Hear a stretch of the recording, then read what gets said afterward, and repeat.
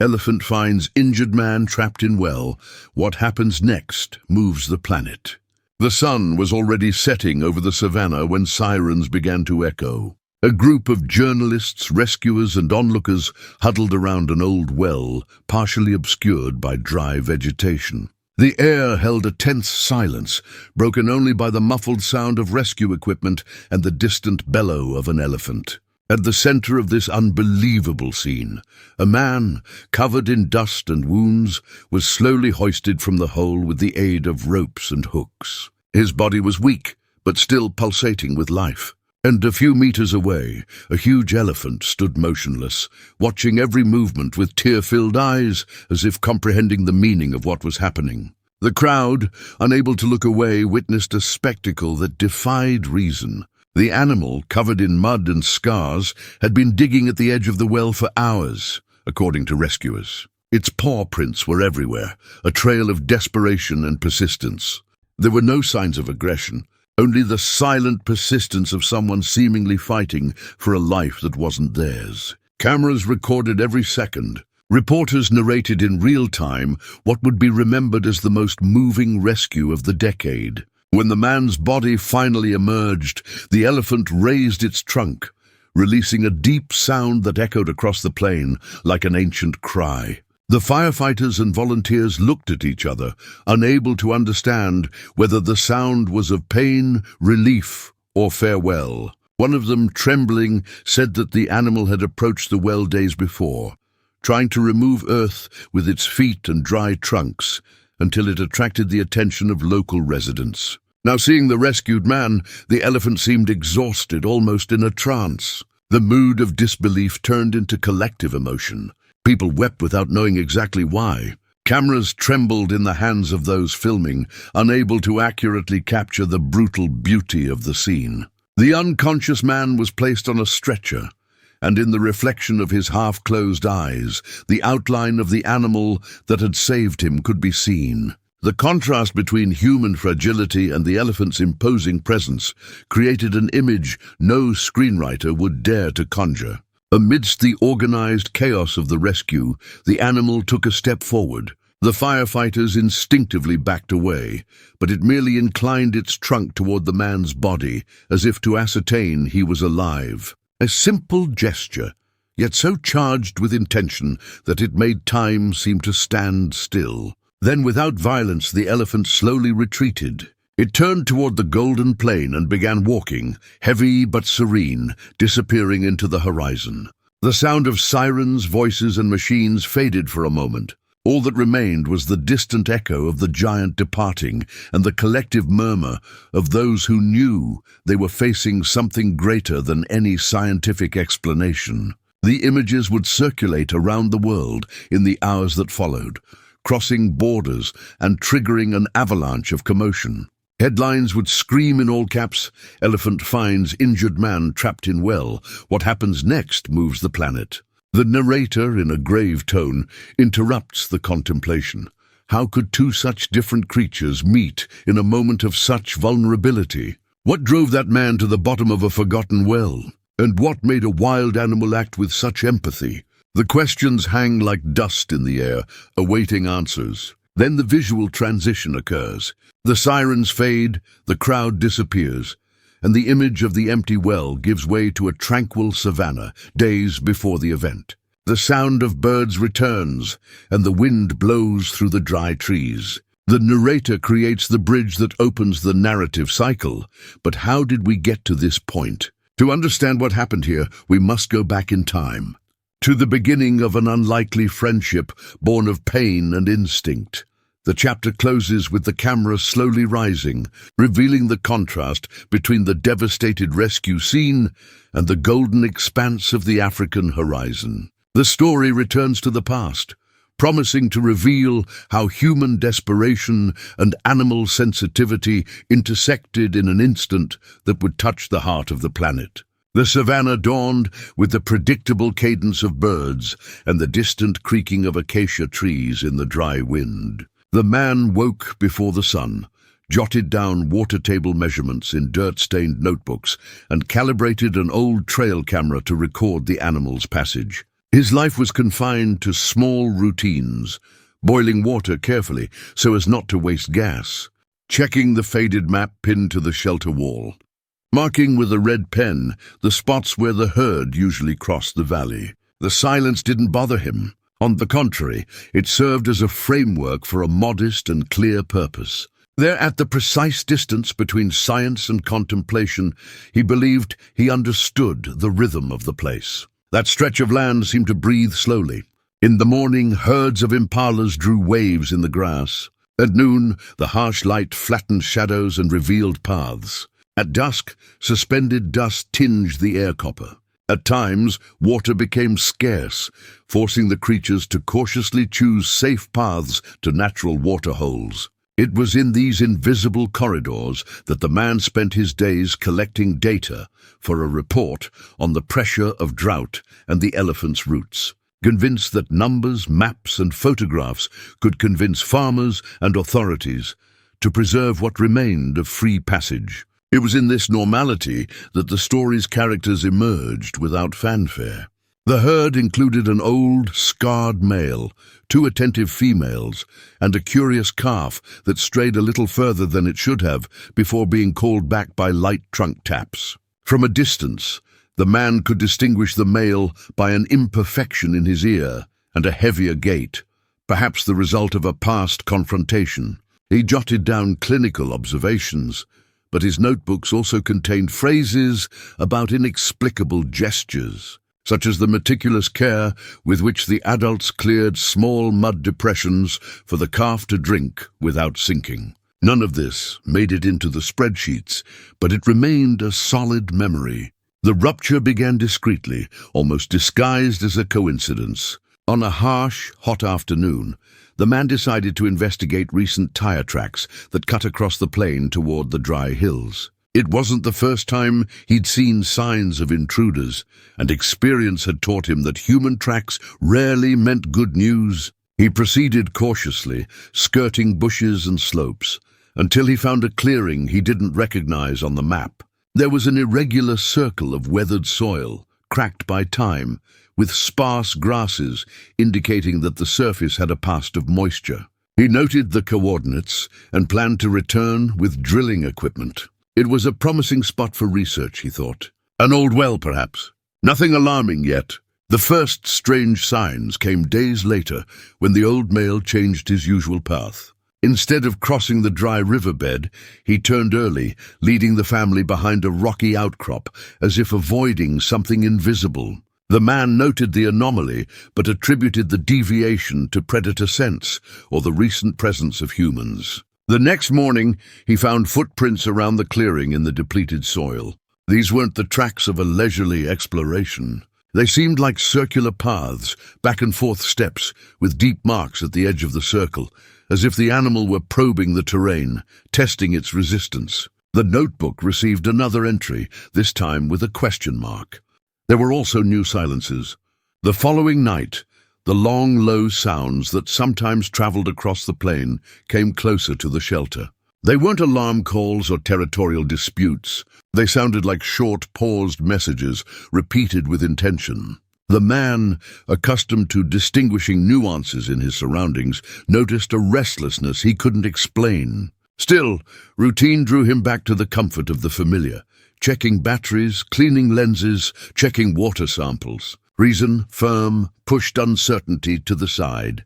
Resistance to the new development grew when neighbors in the area, farmers and ranchers, reported torn-down fences and crushed trails, blaming the old bull for behavior they called dangerous stubbornness. For them, an elephant changing its path is a problem in sight. For the researcher, it was simply an outlier.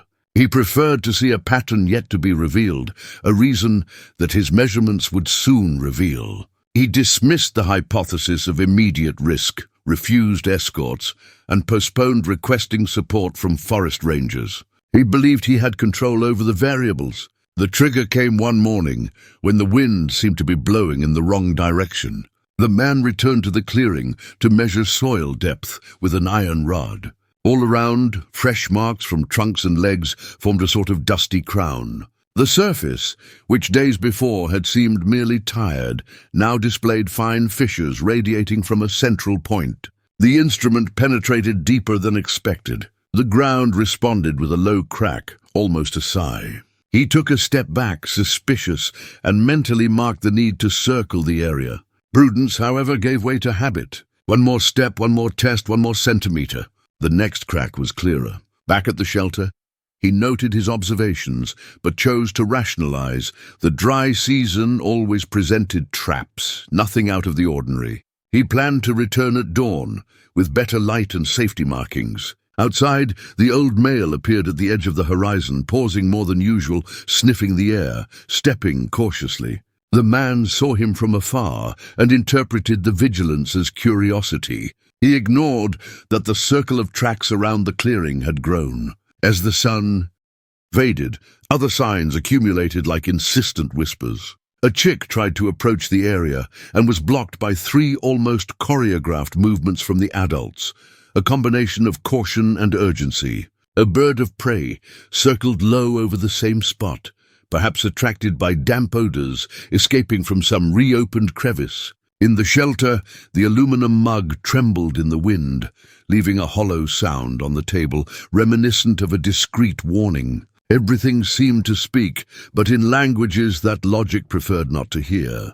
Even so, the final decision was to return to the clearing at dawn, before the heat distorted the air. The early morning passed in restless vigil, with maps unfolded and lists rewritten. At the first light, the man adjusted his boots, strapped on his backpack, and set off along the familiar path, maintaining the pace that had always kept him safe. The sky faded from deep blue to a pale yellow as the first long shadows cut across the cracked ground. The clearing awaited him, looking identical, yet with something slightly off, like a painting hanging a millimeter off balance. He traced a lateral route, skirting the edge, and carefully set down the iron rod.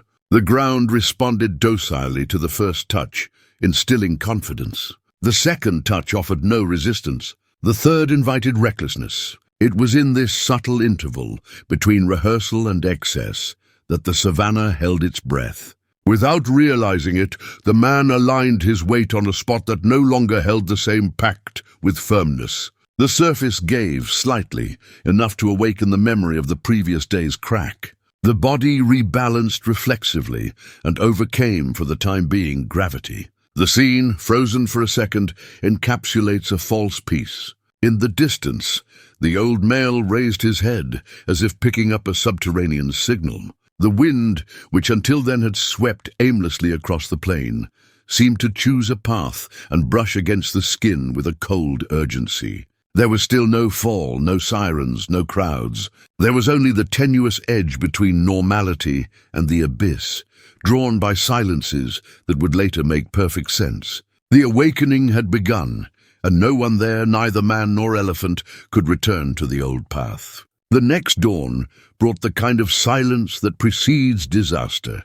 The sun rose heavily, and the air seemed to vibrate, as if the savannah itself sensed something had changed. In the clearing, the once firm surface was now nothing more than a maze of cracks. The man, seeking confirmation, advanced further than he should have. A dry crack rent the air, and in a single instant the ground swallowed him. The fall was short but brutal. Dust, rocks, and roots followed him to the bottom of the ancient well, where the darkness smelled of damp earth and iron. Pain hit him in waves. A dislocated shoulder, cuts on his legs, and the distant sound of crumbling gravel. The scream that escaped his throat had no human witnesses. Above, only a narrow hole let in a beam of light that glinted on the suspended dust. The echo of his own voice returned distorted, almost mocking his loneliness. He tried to climb out, but the clay gave way with each thrust, and the effort drove him deeper. The well, abandoned for decades, had become his prison. Hours later, as the heat began to turn the air into a shimmering mist, a huge shadow loomed over the edge. The man, amidst pain and fever, recognized the familiar outline. The old elephant, motionless, sniffing the air. The animal approached, stamping its foot, and the sound echoed deep within. The man responded with muffled groans. Instinctively, the animal remained there, The first bond, invisible and improbable, was forming in that dense silence. During the day, the elephant returned several times. It pushed branches, knocked over earth, and made noises with its trunk as if trying to clear a path. At night, it would move away, but would return at dawn. News of a crazy elephant near the farms soon spread. Residents watched from a distance, alarmed by its strange behavior. The animal didn't eat, didn't migrate, and simply circled a fixed spot, making deep, restless sounds. The first signs were ignored. Farmers said it was seeking water, which was merely instinct. Others believed it was guarding the body of a dead calf. No one imagined that, at the bottom of the well, a human was still breathing. The impatient hunters began to see it as a threat. One of them fired a shot into the air, trying to scare it away. The animal didn't react, merely raising its trunk, making a deep sound and slowly backing away. The man down below heard the bangs and the dull thud of the trunk resonating. He didn't know if he was dreaming or if the animal was truly there trying to help him. Every noise became companionship. Every shadow in the light of the well seemed like a promise. Desperation gradually mingled with the irrational hope that this being could do what humans had yet to do: find him. As the days passed, the isolation became total. He lost all strength and stopped screaming. His dry throat no longer produced any sound. All he could do was watch the tiny lights dancing in the sunlight and listen at irregular intervals to the distant echo of his trunk. Up above, the elephant had turned the surroundings into ruins. He dug insistently, removing stones and logs. The marks of his feet formed a circle around the edge, like a wall of intentions. The community, now convinced the animal was possessed by some savage madness, erected a makeshift fence to keep it away. But each time someone approached, the elephant returned, emitting louder sounds. One of the curious farmers noticed something strange. Small particles of earth fell from the well whenever the animal hit the ground. He approached and heard a muffled, almost human noise. He ran to warn the others, but was ridiculed. Collective denial gripped the village. To them, there was no man, only a restless animal. Still, the idea lingered. The sound of moaning reappeared at different times. A group of young men decided to investigate. As they leaned over the opening, the strong smell of damp and sweat made them back away. One of them, driven by curiosity, threw a stone and heard a hollow sound. Another threw a makeshift rope. None of them dared to climb down. The next morning, the elephant was back. It pushed dirt with its tusks, clearing the edge and clearing the bank. This time, the young men watched without interfering. They saw the animal stop, raise its trunk, and let out a sound that sounded like a lament. At that exact moment, a faint noise emerged from the background, a human groan. Panic gripped the boys. They ran, one of them mumbling that someone was inside. The news spread with the speed of fear. But still, few believed it. Adults called the young impressionable. Nobody would fall into that well, they said. That's just a fabrication. Denial persisted, sustained by disbelief in the improbable. Meanwhile, the elephant remained there, tireless. With each dawn, he dug a little deeper, and when the sun set, he stood motionless, guarding the well like a sentinel. The man, in his delirium, began to associate the animal's sound with the idea of life. Each distant trumpet was a reminder that the world still knew he existed. By the 5th day, the surrounding ground was covered in deep scars, and the hole was partially exposed. The animal's actions had caught the attention of an environmental team monitoring the area. They approached to observe. It was then that they saw, between the pauses in the wind, what everyone had denied for days: a human hand reaching for the light. The 6th day began with an invisible tension lingering over the savannah. The first light of dawn touched the parched ground and revealed the same unlikely scene. The elephant still stood there, motionless, in front of the waterhole. The wind kicked up small swirls of dust, and the air seemed to vibrate with a mixture of desperation and purpose. The environmental team, made up of 2 biologists and a ranger, watched from a distance, recording everything with cameras. At first, they simply wanted to understand the animal's abnormal behavior, but a single movement was enough for them to realize something bigger was going on. When one of the researchers approached, the elephant reacted. It didn't attack, but instead interposed itself between the man and the well, emitting a deep guttural sound that vibrated the air around it. The gesture wasn't one of anger, it was a warning. The experienced ranger noticed the direction of the animal's body, the way it glanced back and forth between the well and the humans. Then he understood what no one had understood until that moment. The elephant was protecting something inside. Curiosity gave way to urgency. Using long poles and flashlights, the team began a careful inspection. A single beam of light pierced the darkness to reveal the impossible. A human face, covered in dust and blood, slowly turning toward the light. The shock was collective. The guards shouted for help, and the sound echoed across the plain. High above, the elephant took a step back and raised its trunk, letting out a hoarse sound that mingled with the human cry. The truth, at last, had emerged. The rescue began improvisedly. The team called the local fire department, which would take hours to arrive. Meanwhile, the men set up a rudimentary system of ropes and buckets, attempting to send water and compresses into the well. With each movement, the elephant reacted, approaching cautiously, sniffing the air, as if monitoring every gesture. None of them dared to scare it away. It was as if the animal somehow controlled the rescue. The news spread quickly. Within hours, dozens of residents arrived at the site. Some brought food, others cameras. The buzz grew, mixing curiosity and emotion. The first live broadcasts began to circulate on social media, and the image of an elephant protecting a trapped man made the rounds. But not everyone viewed it with admiration. Some hunters and farmers, fearful that the animal would become a symbol of the protected zone, began mobilizing to drive it away, by force if necessary. When the firefighters finally arrived, the atmosphere was one of anticipation and tension. Equipment was assembled, ropes were attached, and lights were installed. The metallic sound of tools filled the air. The elephant, restless, moved away and back, as if silently following the operation. The cameras captured everything. The public's empathy grew with each new video, but the danger also increased. Armed men infiltrated the onlookers, determined to shoot the animal if it got too close. Meanwhile, inside the well, the man was breathing heavily. The light blinded him, but he could still hear the sound that had accompanied him for the past few days, the deep breath of the trunk. He knew he was alive because of that sound.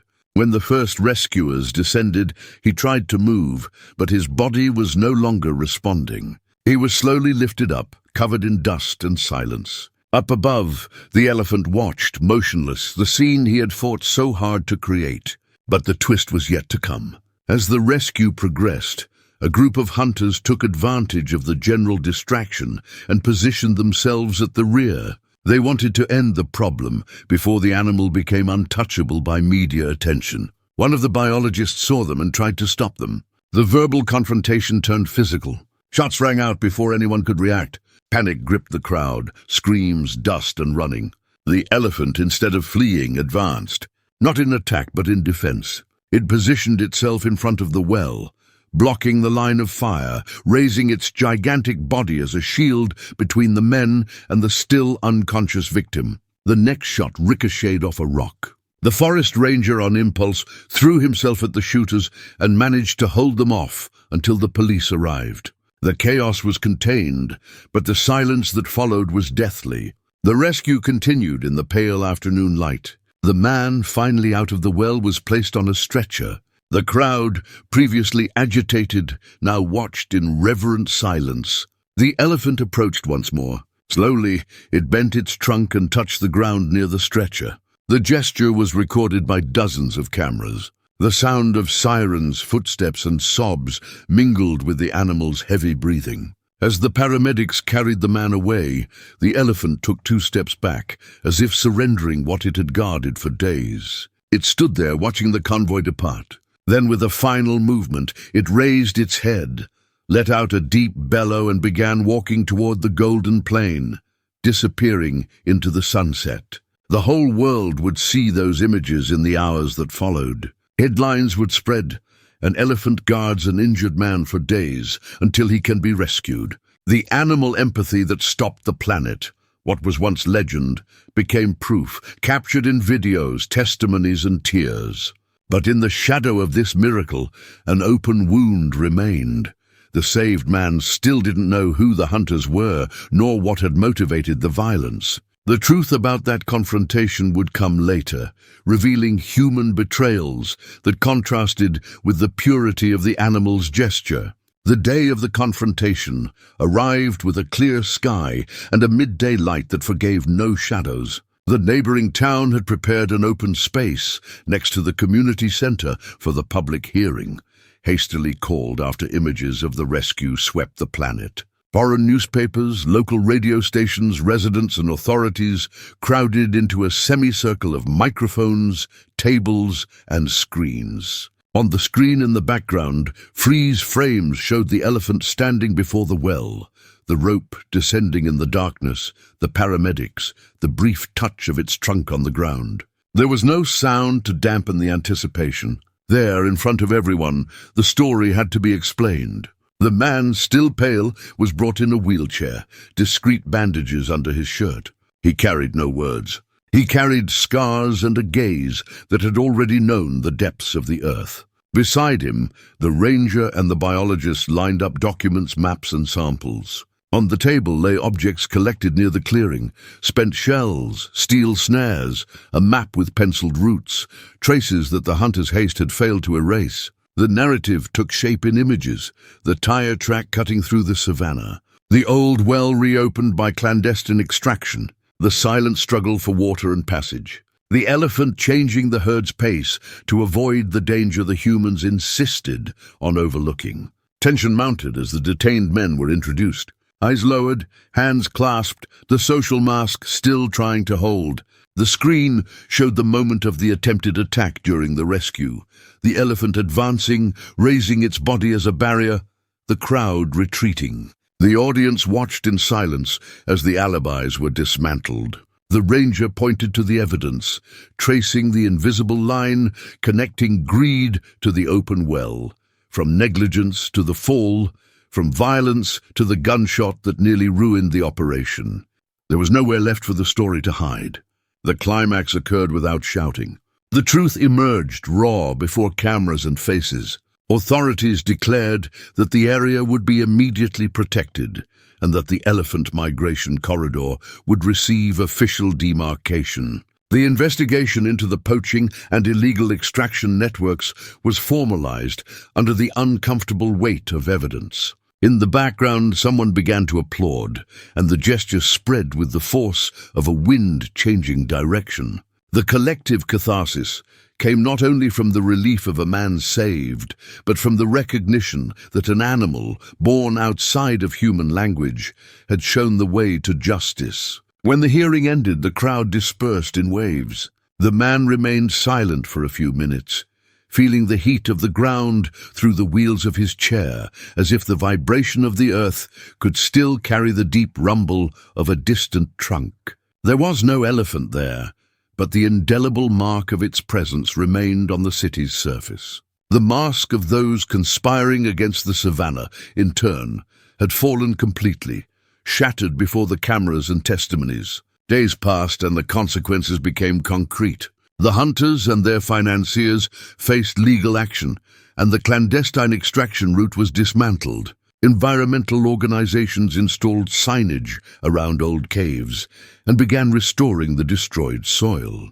The passage corridor was mapped with safe water points, and the most resistant farmers, faced with the evidence and global attention, accepted mobile fences and coexistence agreements. Local schools received visits from rangers and biologists who told the story of the rescue as if introducing a new grammar of coexistence. At the hospital, the man's recovery was no longer merely physical. Between physical therapy and exams, he relived the cadence of the deep sound that accompanied him during the hours when his tongue dried out and his body weighed more than hope. What could have been just a memory became a direction. He was discharged without speeches. He returned to the shelter when the afternoon air was still copper-colored and smelled of warm grass. On the savannah, time had resumed its old pace. The herd had once again traced the valley with the precision of an invisible compass. In the distance, the old bull emerged first, as always, checking the wind and the ground before allowing the young ones to advance. The man stopped a certain distance away, respecting the space that wildlife reserves for itself. There was no planned encounter, and yet something aligned in the landscape. The elephant stood still for a moment, facing the shelter the man had rebuilt with more shade and fewer walls. The distance was too great for intentions, too small for coincidences. It was enough. The final scene sought a symbol worthy of what had happened. Guards and residents installed discreet protection around the recovered well, now transformed into a memorial of prevention and care. On a simple, unadorned metal plaque, only 2 lines were inscribed: the date of the rescue and a phrase that dispensed with authorship. The truth always finds its way. Beside it, a stone drinking trough, fed by an underground pipe, returned to the earth some of what had been taken from it. On clear nights, animals approached silently, as if also drinking in the memory of a miracle. The narrator concluded with a question that demands no answer, only vigilance. What other languages of care are hidden in the gestures humans insist on calling instinct? And like a secret invitation to continuity, he left in the air the promise that each passageway, each acacia's shadow, each trunk mark on the dust could be the first chapter of new stories. Stories in which compassion, devoid of words, redefines what we call humanity.